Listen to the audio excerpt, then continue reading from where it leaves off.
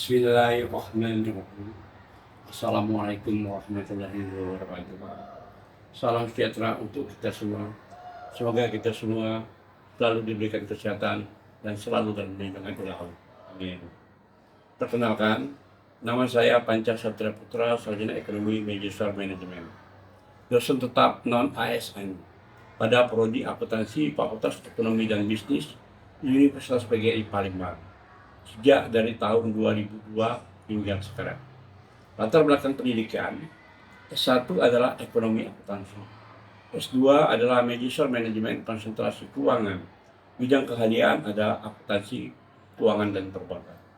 Mata kuliah yang saya ambil adalah Akuntansi Keuangan, Akuntansi Biaya, Akuntansi Pemerintah, Akuntansi Internasional, Akuntansi Koperasi, Akuntansi Pajak, Akuntansi Keperilakuan, Akuntansi Perbankan, dan Analisis Laporan Keuangan. Saat ini, saya dalam proses mengikuti sertifikasi dosen pada gelombang 1 tahun 2026 yang diselenggarakan oleh Kemdikti Stek.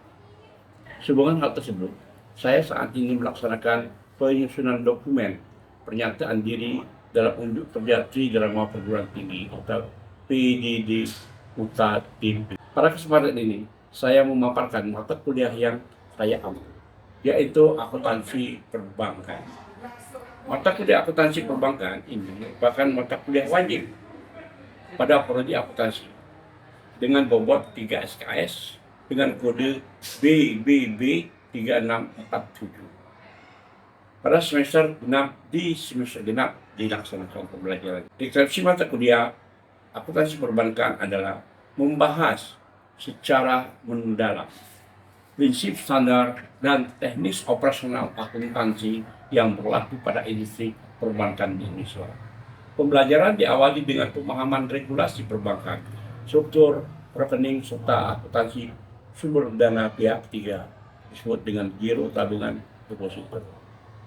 Selanjutnya, mahasiswa akan mempelajari akuntansi jasa lalu lintas pembayaran, penyaluran kredit, pengelolaan risiko, penyaluran nilai instrumen keuangan berbasis standar terkini, transaksi kas serta transaksi antar kantor. Memasuki paruh kedua, fokus pembelajaran diarahkan pada akuntansi rekening administratif, transaksi valuta asing, serta penyusunan laporan keuangan bank yang komprehensif beserta pengungkapannya. Pada bagian akhir, mahasiswa diajarkan untuk melakukan analisis pendalaman terhadap kesehatan dan kinerja keuangan bank dengan indikator rasio seperti kapital aktiva rasio, loan of deposit ratio (LDR), non-profit loans (NPL), NIM (net interest margin), dan ROA (return on asset dan return on equity). Perkuliahan ini diselenggarakan dengan pendekatan secara blended learning, yaitu kombinasi antara daring dengan luring. Tatap muka di kelas, daring melalui SISPO Universitas PGRI Palembang, serta media lain seperti Wordpad, platform, WhatsApp Group. Platform ini mahasiswa dapat mengakses RPS, bahan ajar, mengurus tugas, dan diskusi secara daring. Metode pengajaran dengan menggunakan pendekatan small group simulation, di mana mahasiswa dibagi ke dalam kelompok-kelompok kecil untuk memecahkan suatu masalah, bertukar pendapat untuk menyelesaikan tugas bersama. Pendekatan role play simulation, di mana mahasiswa meniru situasi kehidupan nyata untuk melatih keterampilan komunikasi dan pengambilan keputusan. Pendekatan self-directed learning menghubungkan materi pembelajaran dengan situasi kehidupan nyata. Pendekatan dengan metode project-based learning, di mana mahasiswa belajar secara aktif melalui pemecahan masalah dunia nyata serta metode lainnya yang setara. CPL yang dibebankan pada mata kuliah akuntansi perbankan, sikap dan tata nilai. Itu menunjukkan sikap tanggung jawab atas pekerjaan di bidang keahlian akuntansi secara mandiri serta memiliki integritas tinggi. Kemudian mampu bekerja sama, memiliki kepekaan sosial, serta menunjukkan komitmen profesional dalam menyelesaikan proyek simulasi pelaporan keuangan bank secara kelompok. Dalam hal pengetahuan, menguasai konsep teoritis secara mendalam tentang siklus akuntansi perbankan, struktur rekening, pos luar neraca, serta standar akuntansi keuangan terkait instrumen keuangan, dan menguasai regulasi, kebijakan dan batas minimum kesehatan perbankan yang ditetapkan oleh OJK dan Bank Indonesia. Pada keterampilan umum, mahasiswa mampu mengambil keputusan, dibebankan maksudnya mampu mengambil keputusan secara tepat dalam konteks penyelesaian masalah di bidang akuntansi perbankan berdasarkan hasil analisis informasi dan data keuangan, mampu mengomunikasikan hasil analisis kinerja keuangan dan bertanggung jawab laporan simulasi bank serta efektif baik lisan maupun tulisan pada pemangku kepentingan melalui forum ilmiah. Pada keterampilan khusus mampu menyusun, menganalisis, dan mengkonsolidasikan laporan keuangan komersil sesuai dengan standar akuntansi yang berlaku, dan juga mampu mengkalkulasikan, mengevaluasi, koreksikan rasio kesehatan dan kinerja keuangan perbankan guna memberikan rekomendasi strategi bagi operasional bank. PMK dapat pembelajaran mata kuliah ini. Pertama, mahasiswa mampu mengkonstruksikan struktur rekening bank serta mengelola akuntansi dan perhitungan bunga, pajak atau sumber dana pihak ketiga, giro, tabungan, dan deposito. Mampu mengintegrasikan prosedur pencatatan akuntansi, lalu lintas, pembayaran pengelolaan kas harian, serta transaksi antar kantor. Dan juga mampu memformulasikan skema bunga kredit, spread efektif, anuitas, prosedur akad, serta mengevaluasi kualitas kolektabilitas untuk menghitung cadangan kerugian penurunan nilai kredit,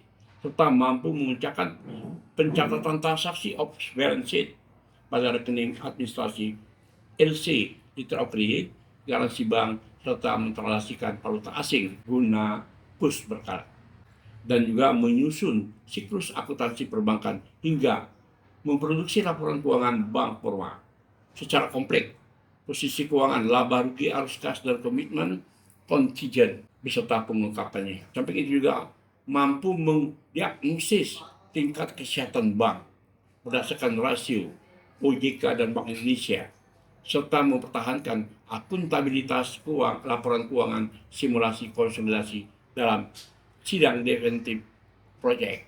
Dalam hal pelajaran ini menggunakan media sispo Universitas PGRI Palembang dan perangkat kelas seperti papan tulis, laptop, dan infocus serta LCD.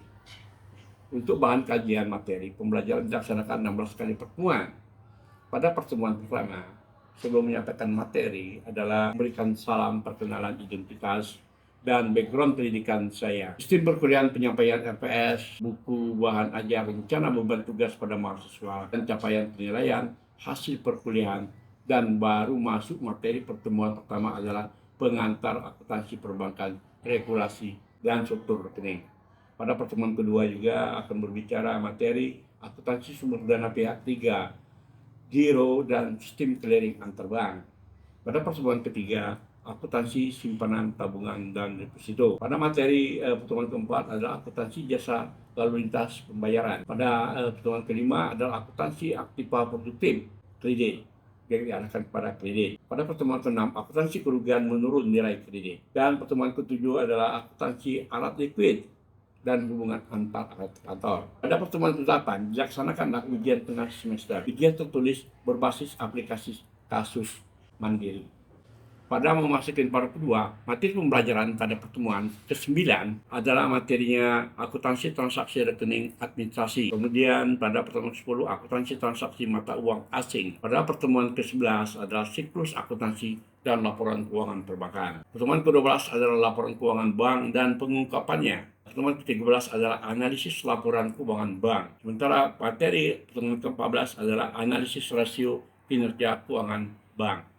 Pada pertemuan ke-15, evaluasi akuntabilitas dan persentase proyek simulasi perbankan. Sementara pertemuan ke-16 adalah ujian akhir semester atau UAS, konversi, penuh dari nilai portofolio, dan sharing depending proyek akhir pada minggu ke-15. Pada materi pembelajaran ini sebagai buku bahan ajaran saya adalah buku utama buku karangan Taswan berjudul Akuntansi Perbankan, Transaksi dalam Akuntansi Rupiah, terbitan UPP STIM YKPN Semarang tahun 2019, dan buku karangan Indra Bastian Suharjono berjudul Akuntansi Perbankan, terbitan Salemba 4 tahun 2014. Sementara sebagai buku pendukung adalah buku karangan Kasmir berjudul Analisis Laporan Keuangan, terbitan PT Raja Grafindo Perkasa Jakarta tahun 2018.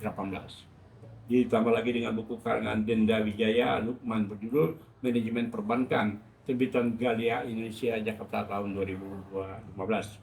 Dan juga buku pegangan juga adalah berdasarkan dari OJK, Otoritas Jasa Keuangan, Regulasi dan Surat Edaran OJK terkait tingkat kesehatan Bank Indonesia dan batas minimum penyediaan modal. Penilaian dilakukan secara objektif berdasarkan kriteria, rubrik, dan bentuk yang terukur, berdasarkan indikator seperti penguasaan konsep, penyelesaian tugas baik individu maupun kelompok, kerjasama komunikasi, penyampaian gagasan secara ilmiah, aktif kehadiran, aktif dalam tanya jawab. Bobot penilaian yang terdiri dari evaluasi semester pengar UTS adalah 15%, kuis dan tugas formatif mandiri 18%, partisipasi pemecahan kasus 17%, produk hasil akhir proyek adalah 25%, persentase dan CD proyek akhir UAS adalah 15%, sikap dan etika profesional perbankan adalah 10%. Demikian, selanjutnya saya sampaikan video pengajaran. Selamat pagi.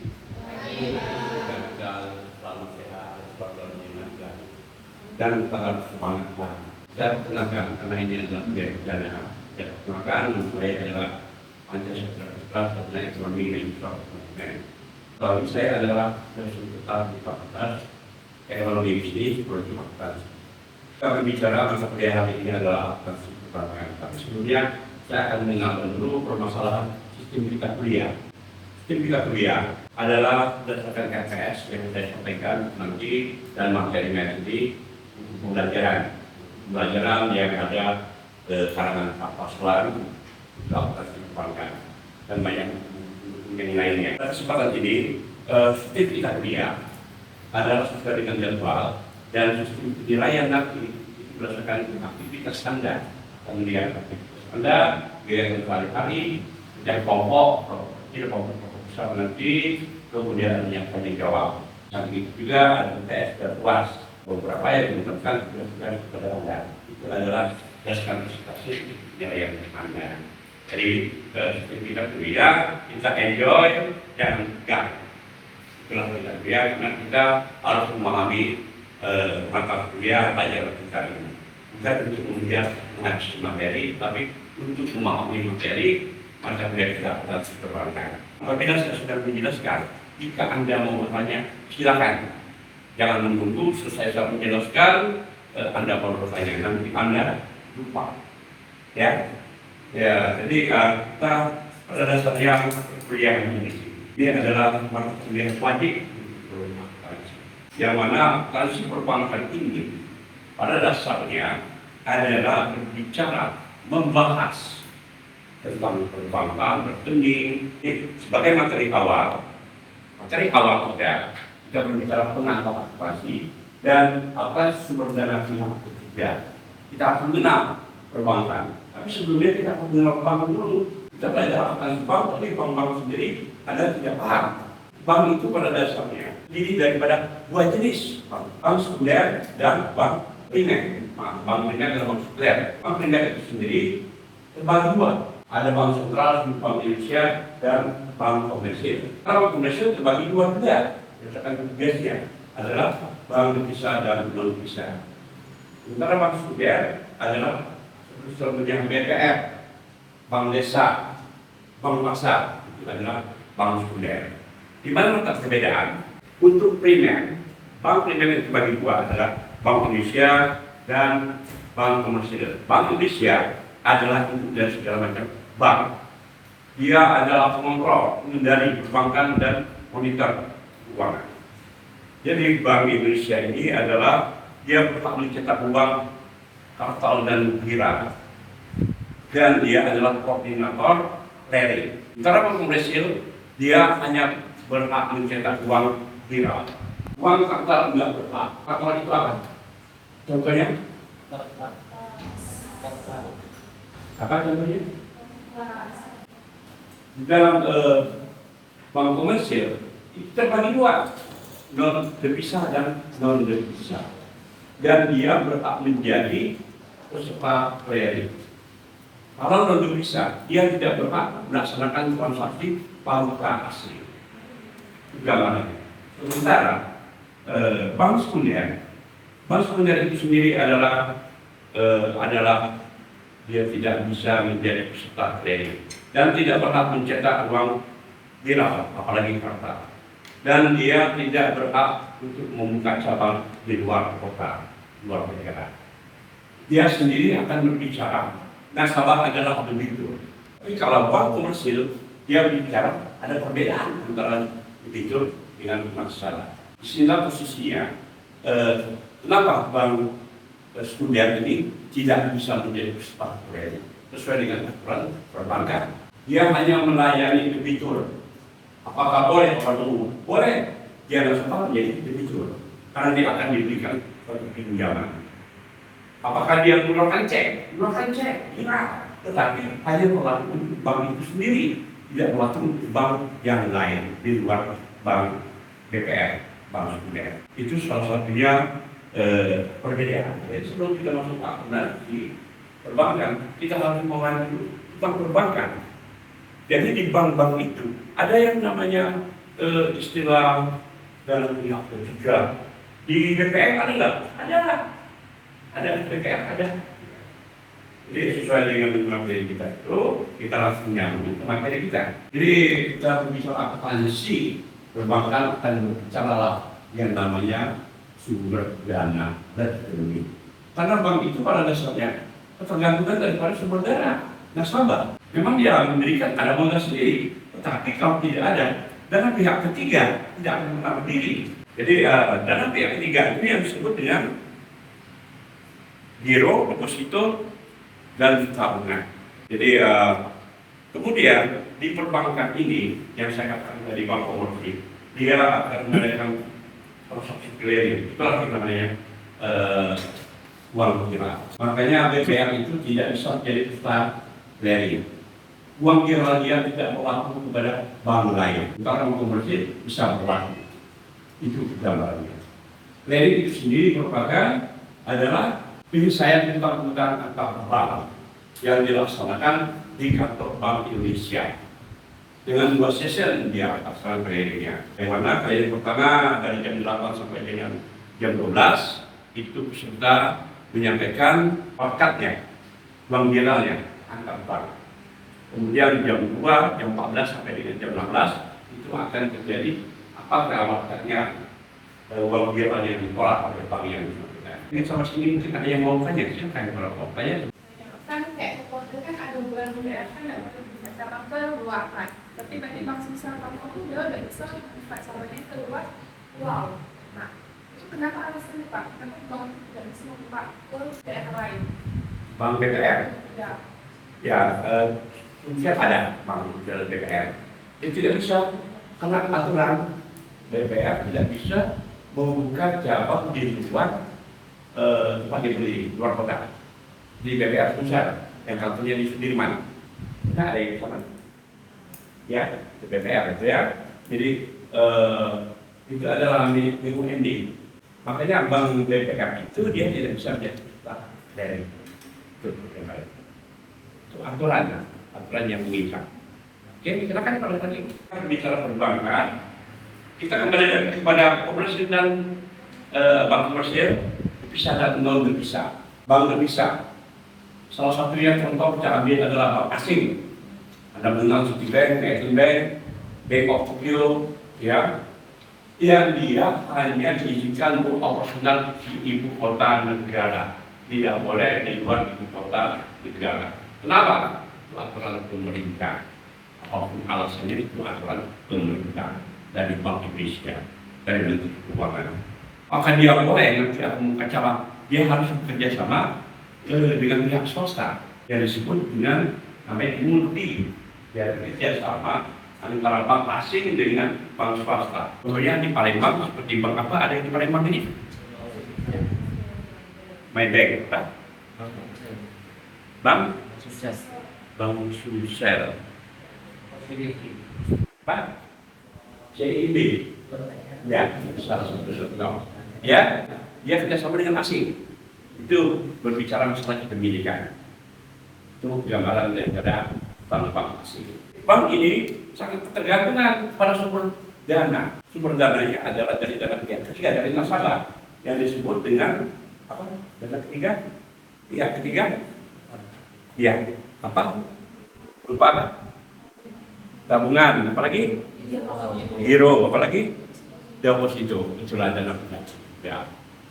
Dana pihak ketiga yang mana pihak bank harus wajib melindungi dana itu dan memberikan proteksi berupa bunga. Jadi nasabah mendapatkan jasa bunga tabungan, bunga deposito, bunga giro. Di sini juga kita dalam dana pihak ketiga. Saya contohkan akan terjadi suatu clearing. Saya contohkan seperti Nova ini, Agnes. Oke. Dia akan berbicara masalah uang pekan. Jadi Agnes itu adalah nasabah Bank Mandiri, sementara Nova adalah Bank BR. Jadi transaksi di dua. Ternyata Agnes memberikan cek Bank Mandirinya kepada Nova. Di sini Nova akan minta dibayar atau dikreditkan rekeningnya ke rekening dia ada di BRI. Dalam konteks ini maka dilaksanakan dengan melalui BRI. Jadi adanya disebut clearing itu saya. Nanti pada saat di Bank Indonesia masalah clearing, apakah ada dana? Apakah tidak? Bisa ditolak atau tidak? Aktifnya tidak ada dana. Itu terletak daripada di clearing. Yang mempunyai clearing ini adalah Bank Indonesia. Jadi sistem clearing ini ada dua macam saat ini. Ada fisik dan non fisik. Non fisik itu adalah elektronik. Anda mentransfer uang dari ATM antar bank. Ya, itu bisa. Itu langsung diawasi oleh otoritas jasa keuangan. Gambarannya sudah benar. Oke, mungkin ada pertanyaan kira-kira. Pak, Ya, kalau di trust tahun ini Pak, di trust bank. trust bank itu bank asing. Kenapa dia bisa ada di sini Pak di Palembang? Dia kerjasama dengan swasta. Jadi itu bank termasuk bank Kerjasama, jadi multi. Jadi dia kerjasama dengan pihak swasta. Tapi kalau dia mau di asing, nggak bisa. Boleh? Ya boleh. Boleh. Ya, silakan. Pak, tadi kan kata kan bisa kayak tabungan sama deposito kan ada bunga. Ya. Kalau boleh tahu Pak, bisa tabungan sama bunga deposito tuh bisa yang nol. Apa bedanya bisa tabungan sama deposito Pak? Oke. Kalau berbicara bunga, lebih besar bunga tabungan daripada deposito. Karena deposito sifatnya bunganya adalah plan, tetap. Kalau tabungan sifat bunganya adalah amortis, jadi tidak tetap. Jadi susah akan berubah.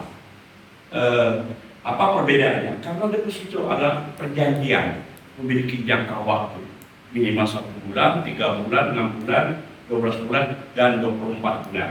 Uang itu bisa diambil sesuai dengan perjanjian. Mungkin Anda akan kena penalti bunga. Tapi kalau tabungan, selagi masih ada saldonya, Anda bisa mengambil. Itu gambarnya. Tidak ada perbedaan antara tabungan dengan deposito. Deposito itu disebut dengan tabungan berjangka. Yang kira-kira setelah ada lebih. Jadi bank berhak membayar bunga jaksa. Jelas lebih besar bunga tabungan daripada bunga deposito. Karena berubah-ubah, besok lusa Bank Indonesia akan menaikkan suku bunga.